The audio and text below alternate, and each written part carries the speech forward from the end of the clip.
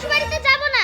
কেন, কি হয়েছে? ওরা আমাকে দিয়ে দিনরাত গরুর মতো খাটায়। তা মা, এখানে থাকতে হলেও তো তোকে কাজ করতে হবে। হ্যাঁ, তা আমি নিজে বাড়িতে কাজ করব, পরে বাড়িতে গরুর মতো খাটবো কেন? ঠিক আছে মা, তোর যা ইচ্ছা। তা মা, একটু উঠোনটা ঝাড় দিয়ে দে না। উঠোন ঝাড় দেবো? এ এমন কি কাজ? দাও বাবা দাও। কি রে মা, বসে বসে ফোন ঘাটলে হবে? রান্নাটা চাপা। ঠিক আছে, যাচ্ছি।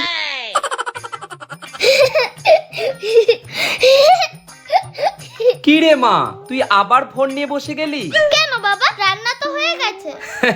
আরে রান্না তো করেছি, ওই যে বাসনগুলো কলপারে রেখে এসেছি, যাও মেজে দে।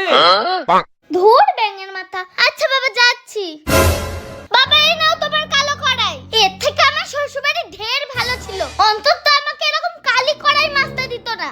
নাও ধরো তোমার কালো কড়াই, আমি চললাম আমার শ্বশুরবাড়ি। এটাই তোর শিক্ষা। এখনকার দিনে মেয়েরা তো বোঝেই না যে শ্বশুর বাড়িতে গিয়েও একটু কাজকর্ম করতে হয়।